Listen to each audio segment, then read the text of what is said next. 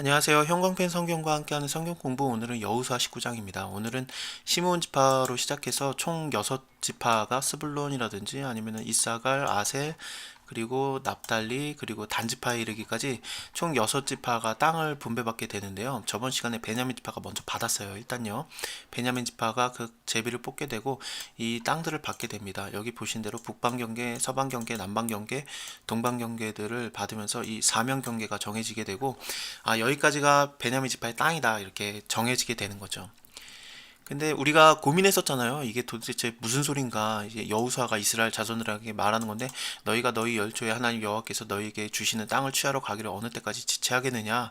이렇게 갑자기 화를 내거든요. 이게 뭐냐면은 그 큰 전쟁은 끝난 거예요. 여호수아가 큰 전쟁, 막 성읍들, 그런 왕들을 죽이거든지 그런 것들은 다 끝낸 겁니다. 근데 아직 남아있는 작은 전쟁들이 있잖아요. 마을 단위의 아주 굉장히 좀 작은 전쟁들은 아직 좀 남아있다고 봐야 되는 겁니다. 그래서 그들을 쫓아내고 그 경계선을 정해놓고 이제 그곳에 이제 이스라엘 사람들이 가서 거기서 살아야 되는 거죠. 근데 이스라엘 사람들이 이 일곱 지파가 가기를 굉장히 좀 게을리했던 것 같습니다. 그래서 그 어디까지 가는지, 어디 그 마을을 다 점령을 해야 경계선이 뚜렷하게 나오게 되는데, 그것을 안 했기 때문에 경계선이 뚜렷하지 않았던 것 같습니다. 그래서 이러면 안 된다, 너네 빨리 가서 너네가 얻어라, 그런 거죠. 그래서 세 명씩을 선정해 가지고 보내고 땅을 두루 다니면서 그걸 그려갖고 오게 하잖아요. 그래서 일곱 부분으로 나누게 되는데, 그래서 경계선들이 이제 확정적으로 정해지게 되는 거고,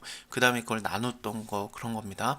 일단 유다 지파는 먼저 땅을 받았고요. 그리고 요셉 지파인 므낫세, 에브라임이 받은 겁니다. 그리고 요단강 동편은 이미 모세를 통해서 이미 그게 끝났잖아요. 루벤이라든지 가짜손이라든지 므낫세 반지파, 거기는 이미 끝났는데, 그건 나중에 한 세네 장 더 넘어가게 되면 한 번 더 얘기가 나오게 됩니다. 어쨌든 약속의 땅 가나안 땅에 대해서는 아홉 지파 반이 받게 되는데, 이 일곱 지파들이 게을렀던 거죠. 어쨌든 이제 경계선들이 다 정해지는 겁니다. 그러니까 이게 아직 여기에 막 그 적군들이 드글드글한 게 아니라 왕도 다 죽였고 이제 큰 전쟁은 끝난 거예요. 그냥 가서 얻으면 되는 그런 겁니다. 물론 조금 해야 될 이제 그 안에 거미들을 쫓아내고 그런 것들이 남아있긴 하지만 어쨌든 다 끝난 겁니다. 그래서 이런 것들이 나오고 있는 겁니다. 베냐민 지파는 저번 시간에 봤고요.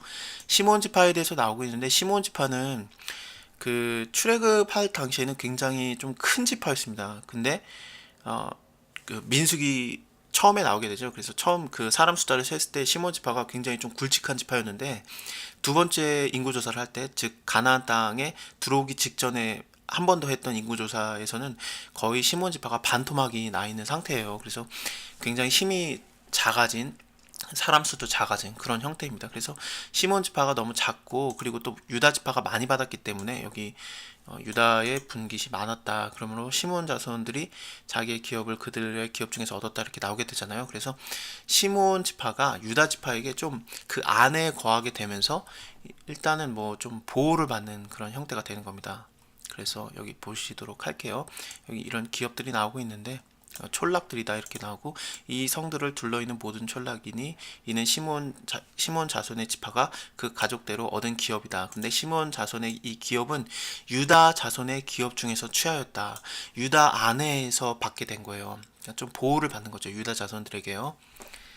자, 스불론, 이거 왜 그랬는지 다시 한번 말씀드리겠습니다. 왜냐면은 야곱이 창세기 49장에서 시몬을 저주했어요. 너는 야곱 중에서 흩어지리라, 그렇게 저주를 했습니다. 왜냐면은 그 야곱의 딸 디나가 강간을 당했을 때, 세겜 왕에게 강간을 당했을 때, 그때 시몬과 레위가 계략을 써서 그들에게 할례를 받게 하고 그 다음에 다 죽이거든요. 그래서 야곱이 두려워했어요. 너가 이 사람들에게 냄새를 풍기겠다, 우리는 소수인데 우리가 결국에는 다 죽을 것이다, 막 그러면서 굉장히 두려워했었는데, 하나님께서 보호하시긴 했습니다만 어쨌든 야곱이 그걸 계속 마음에 두고 있다가 죽기 직전에 그 시몬과 레위를 저주를 했습니다. 그래서 너네는 야곱 중에서 흩어지리라, 그렇게 되는 거고, 레위 지파는 아예 땅을 못 받지만 그거는 다음 장 20장이나 21장에서 보도록 하겠습니다. 근데 시므온 지파는 일단 땅을 받기는 받는데, 이렇게 그 유다 지파 안에서 받게 되고 나중에 막 흩어져요. 이게 이 사람들이 뭐 다른 지파로 장가가고 시집가고 그러면서 좀 흐지부지, 좀 거의 없어지는, 그 야곱의 저주가 그대로 적중이 되는 그런 일이 일어나게 됩니다. 스불론 지파에 대해서도 이렇게 나오고 있고요. 그리고 뭐 이사갈도 받고 있습니다. 그리고 아셀 지파도 그렇고 납달리도 그렇고 다 그들이 다 받고 있습니다. 마지막으로 단지파가 받게 되는데 이렇게 단지파가 받았습니다. 저번에 제가 말씀드렸잖아요. 그 사사기 18장을 보면은 단지파가 아직 땅을 못 받았다 막 그런 식으로 나오게 되죠. 그래서 이게 도대체 어떻게 된 건가? 여기 분명히 받았는데 이게 거짓말인가? 아니면 여기 지금 적군이 많은가? 그런 게 아니라 받았어요. 근데 이 안에 있는 굵직한 전쟁이 다 끝났음에도 불구하고 그 안에 있던 그 작은 소수의 그런 마을 단위의 사람들에게 단지파가 진 게 아닌가 그렇게 예상이 되게 됩니다. 그래서 이 단지파가 흩어지게 되고 막 돌아다니다가 뭉쳐서 그들이 라이스 땅을 발견하게 되고 거기를 전멸시키고 그 안에서 살았던 게 아닌가 그렇게 여겨지게 됩니다.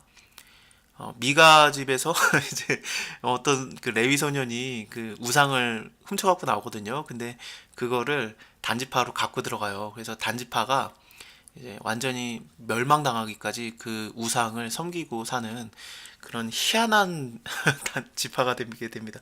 단지파가 꽤 큰 지파임에도 불구하고 왜냐면 이게 이것도 마찬가지로 야곱의 저주인데요. 창세기 49장에서 이렇게 말해요. 다는 길의 뱀이요 첩경의 독사리로다 이런 식으로 말하면서 좀 단지파에 대해서 저주를 하게 되는데 야곱이 그렇습니다. 우리가 진짜 말 조심해야 돼요. 우리가 함부로 내뱉는 말들, 뭐 저주라든지 축복이라든지 그런 것들이 정말 큰 역할을 하는 것을 볼 수 있습니다. 우리가 사람을 볼 때마다 축복을 해주고 그래야 되는 것 같습니다. 좀 저주는 진짜 무섭네요. 넘어갈게요. 이스라엘 자손이 그 경계를 따라서 기업 땅 나누기를 마치고 자기 중에서 눈의 아들 여호사에게 기업을 주었다. 곧 여호와의 명령대로 여호수아가 구한 성읍 에브라임 산지 딥나세라를 주었다. 여호수아가 그 성읍을 중건하고 거기 거하였더라. 나중에 이곳이 그 사사기에서는 딥낫 헤레스라고도 불려지고 그렇습니다. 어쨌든 제사장 엘르아살과 눈의 아들 여호사와 이스라엘 자손의 지파의 족장들이 실로에서 회막문 여호와 앞에서 제비를 뽑아 나눈 기업이 이러하다. 이에 땅 나눈 일이 마쳤더라.